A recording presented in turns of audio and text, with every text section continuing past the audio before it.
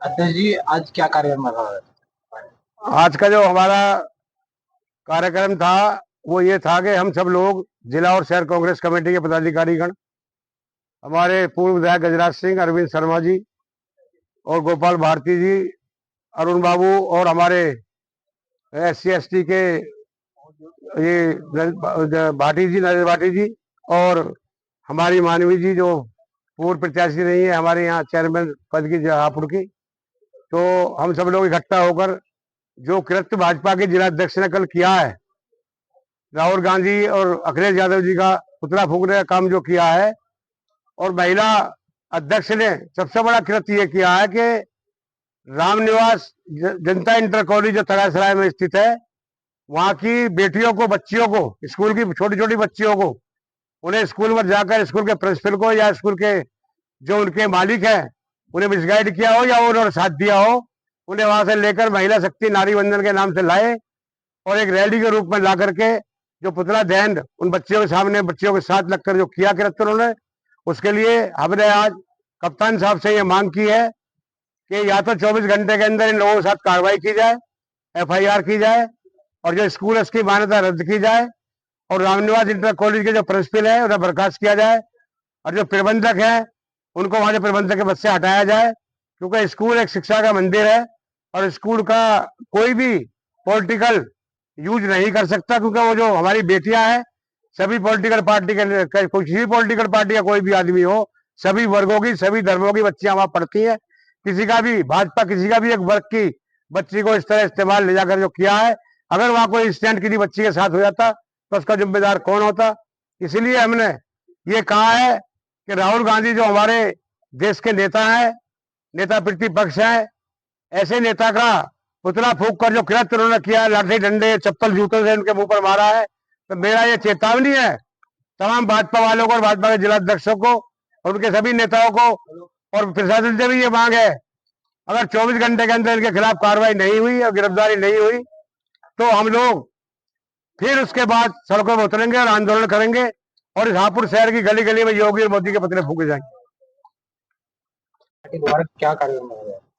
देखिए, कार्यक्रम को तो जैसे जिलाध्यक्ष ने आपको बताया, सबसे बड़ी बात यह है, दुखद जो है, जो हम संविधान को लेकर चलते हैं और शिक्षा की बात करते हैं कि, और जो बीजेपी बोलती है कि लड़की पढ़ाओ, ये जो नारे लगाती है वो कहाँ दिख रहा है, आप बताइए। आप जिले में जो कल हुआ वो कृत्य बिल्कुल ही निंदनीय है।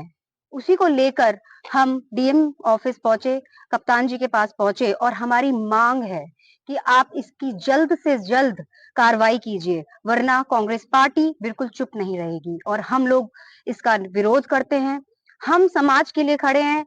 हमारे नेता राहुल गांधी, प्रियंका दीदी एक अलग ही तरीके से मुहिम निकाली हुई है उन्होंने, जो गरीब जनता को अपना हक दिलाने की बात करती है। तो हम इसके बिल्कुल खिलाफ हैं कि आप नारी का इस्तेमाल करें और वो भी उन बच्चों का जो शिक्षा ले रहे हैं, ये बिल्कुल ही निंदनीय है और हम इसका विरोध करते हैं और हम मांग करते हैं प्रशासन से कि आप इसका जल्द से जल्द निवारण करें, वरना हम फिर इसी तरीके से अपनी आवाज पूरी कांग्रेस पार्टी उठाएगी। देखिए, आप एक खुद महिला हैं और महिला आरक्षण बिल जो है भाजपा का पास नहीं हुआ, उसके उपलक्ष्य में क्या कहना चाहिए? देखिए, बिल तो पास हो चुका था। बिल की बात, ये लोग कमजोर पड़े इसमें, इन्हें पता था कि इनके नंबर कमजोर हैं और ये बिल पास नहीं होगा। ये लोग चाहते थे कि ये झांसे में हमें लेना चाहते थे और राहुल गांधी जी और प्रियंका दीदी ने इसी चीज पर आवाज उठाई है कि जो बिल 23 में ऑलरेडी वो पास हो चुका है, ये जनगणना जो हुई थी, ये मुद्दा उसका है। आज आप उस 23 वाले बिल को उठाइए और जो विधानसभा में आने वाले चुनाव है उसमें आप 33% दीजिए, हम तैयार हैं उसे करने के लिए। आप उसे लेकर आइए ना, उसको लेके आइए, वरना आप जनगणना कीजिए, पूरी प्रॉपर कीजिए, फिर आप इस चीज को लेकर आइए 33% के बिल को। अब ये क्या बदल कर ला रहे हैं जो भाजपा सरकार ला रही है? देखिए, भाजपा सरकार का मुद्दा ये है कि जो लोग अब तक जनगणना उन्होंने की, जो उसमें वो पुरानी जनगणना को ही मुद्दा उठाकर लेकर आ रहे हैं और उसी बेस पर 33% डालना चाहते हैं, जो कि ये नहीं हो सकता। आप अभी की जनगणना कीजिए, उस पर आप सवाल उठाइए, उस पर आप 33% लेकर आइए तो सबको अधिकार मिलेगा। अंतर क्या है दोनों में, ये बताइए आप। 2023 वाले में जो अब लाए हैं, दोनों में अंतर क्या है? आप विरोध क्यों कर रहे हैं? क्योंकि अभी देखिए, ये जो है एक बहुत ही कठिन मुद्दा है, जिसको ये बेसिकली मैं आपको बताऊं, 2023 में जो है महिला आरक्षण बिल का मुद्दा ये तो पास हो चुका है। ये इनका मकसद ये है, जनगणना के आधार पर जो मौजूदा सीटें हैं उनको छोड़ करके जो सीटें और बढ़ा 800 कुछ सीटें करना चाहते हैं, उसमें 33% आरक्षण देना चाहते हैं। हमारा मुद्दा ये है, हमारे नेता का मुद्दा ये है, जनता का जो हम लड़ाई लड़ रहे हैं, हमारा मुद्दा ये है कि ये जो सीटें हैं टोटल, जो मौजूदा लोकसभा सांसदों की सीटें में आप इसमें दीजिए ना महिला आरक्षण बिल। लेकिन इनका मतलब मकसद ये है कि 800 कुछ करके, और जो दक्षिणपंथी राज्य हैं वहां की सीटें कम हो जाएंगी, यहाँ जो है कोई पूर्वोत्तर में इधर की तरफ ये सीटें बढ़ जाएंगी। तो इनको बेनिफिट, बेसिकली अपना बेनिफिट बना लेने के लिए ये इसको जो है उसको इस तरीके से ये इसको लेना चाह रहे हैं। कहीं ना कहीं इसका चुनाव पे भी प्रभाव पड़ेगा। चुनाव पे प्रभाव पड़ेगा। हमने इसको दिखा दिया, इनको उनकी हैसियत दिखा दी। ये पूरी बहुमत में है ही नहीं सरकार। 16 सीटें हैं टीडीपी की, जिसको समर्थन से ये सरकार चला रही। लंगड़ी लूली सरकार है, कभी भी गिर सकती है। ये तो दबाव की है, ईडी का डर दिखा रखा है कुछ लोगों को केस दिखा रखे हैं कि आपके भ्रष्टाचार के ये केस है, इसीलिए चल रही, वरना बहुमत में है ही नहीं सरकार। जैसे अभी आप कह रहे हैं दक्षिण में कुछ कम है और इधर कुछ अलग है, ये क्या चीज है दोनों, इसे खुल के बताइए ना। ये सिस्टम जो है, ये जो जनगणना है, जनगणना के आधार पे ये पहले जनगणना करा करके और सीटों का ये विस्तार करेंगे, यानी सीटों में बढ़ोतरी करेंगे। 800 कुछ प्लस सीटें ये बनाना चाह रहे हैं। उसमें से कह रहे हैं कि महिला को 33% आरक्षण दिया जाना। हमारा स्टैंड ये है कि महिला आरक्षण भी 2023 में हम लोग पहले ही पास कर चुके हैं। हम आज भी तैयार है, लोकसभा में बैठ के बहस करने के लिए हमारे नेता तैयार हैं, और हम उसमें से 543 में से हम उनको देना चाह रहे हैं। भाई इसमें से दीजिए ना आरक्षण। अब ये जो है जनगणना के आधार पर सीटों को बंटवारा कर करके अपना जो इनका भविष्य है, क्योंकि उनको दिखाई दे रहा है आने वाले चुनाव में इनके पास कुछ बचा है नहीं। जनता जागरूक हो चुकी है, हर जगह त्राई त्राई मची हुई है, गैस को लेकर, विदेश नीति को लेकर, हर जगह फेलियर है इनका टोटल। तो ये चाह रहे हैं कि वो सीटों का पहले हम विस्तार करें और टोटल 800 प्लस सीटों में से फिर उसके बाद ये महिला आरक्षण देंगे। तो ये तो मुद्दा तो पहले ही ऑलरेडी हल हो चुका। महिला आरक्षण बिल तो पहले ही पास हो चुका है। देखिए, भाजपा लगातार इस चीज को कह रही है कि अपोजिशन ने जो है महिला आरक्षण बिल को पास ना करा करे महिला के खिलाफ गए हैं। इस पे क्या कहना है? नहीं, हम महिलाओं के खिलाफ ही नहीं है। हम पहले से, हम आरक्षण के मुद्दे पे तो हम महिलाओं के साथ खड़े हुए हैं। महिलाओं को जो सम्मान देने का पार्टी काम कर रही है हमारे। और इसकी आवाज भी सोनिया जी ने ही उठाई है सबसे पहले जी, कांग्रेस पार्टी ने। आप देखिए, इसमें कांग्रेस पार्टी का सीधा सा रोल ये है कि ये जब बिल 2023 में लोकसभा में ऑलरेडी पास हो गया था, तो आज बहुजन बीजेपी को, भारतीय जनता पार्टी जो इस देश पर पिछले 13 साल से राज कर रही है, उसको ऐसी क्या जल्दबाजी थी कि उन्होंने विशेष शस्त्र बुलाकर और इसको अब पारित कराना चाहा। एक्चुअली में ये सिर्फ भ्रम फैलाया गया, सिर्फ और एक चुनावी मुद्दे को रखने के लिए। आप अगर जानते हो तो बंगाल के चुनाव में और बंगाल की पूरी राजनीति में वहां पे महिला सबसे ज्यादा प्रतिनिधित्व करती हैं।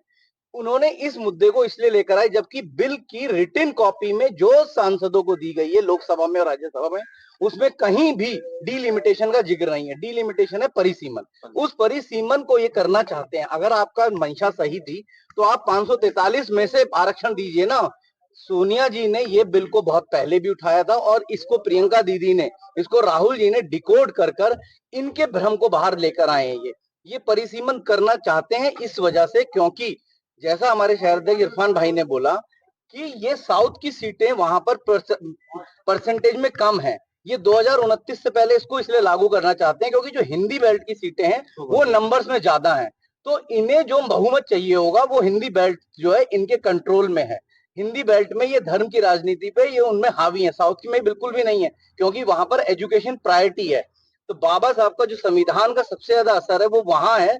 उन्होंने, उन लोगों ने साक्षरता अपनाई तो उन्होंने जनसंख्या उनकी कम है, और जनसंख्या के आधार पर अगर ये डिलिमिटेशन कर कर ये 850 सीटें करेंगे तो कहीं ना कहीं ये दबे कुचले शोषित और वंचितों की आवाज को लोकसभा में और राज्यसभा में उठने नहीं देंगे। इनके सिर्फ दो ही कारण थे। एक सिंपल सा कि उसमें वेस्ट बंगाल में टीएमसी के अंदर इन्हें ये भ्रम फैलाना था, महिलाओं के विरुद्ध में ये देना था कि विपक्ष महिलाओं का विरोधी है, और दूसरा डिलिमिटेशन, जिसको कांग्रेस पार्टी के नेताओं ने बहुत अच्छे से डिकोड करके भाजपा को इस बार जमीन पे गिरा दिया और सच्चाई बताई और भ्रम फैलने से रोका। अब जो 33% जो आरक्षण दे रहे हैं महिलाओं को, सब समाज की महिलाओं को दे रहे हैं या कुछ महिलाओं को ही दे रहे हैं? नहीं, इसमें ये सबसे बड़ा पेच है जो हमारे यहाँ पर राहुल गांधी जी ने और हमारे ओबीसी डिपार्टमेंट ने बहुत मजबूती से उठाया है कि आप इसमें अगर आरक्षण देना चाहते हैं, आप कहते हैं कि मैं पूरे सर्व समाज को आरक्षण देना चाहता हूं, तो आप जनगणना कराइए और जनगणना कराने के बाद सबकी हिस्सेदारी के अकॉर्डिंग फिर आप आरक्षण दीजिएगा ना। तो ओबीसी विभाग को तो अभी करंटली में आरक्षण मिलेगा ही नहीं, ये उनको आरक्षण देना ही नहीं चाहते हैं। ये इनका एक और घिनौना चेहरा है जो कि ये बोलते हैं, जो इनकी कथनी और करनी में बहुत डिफरेंस है।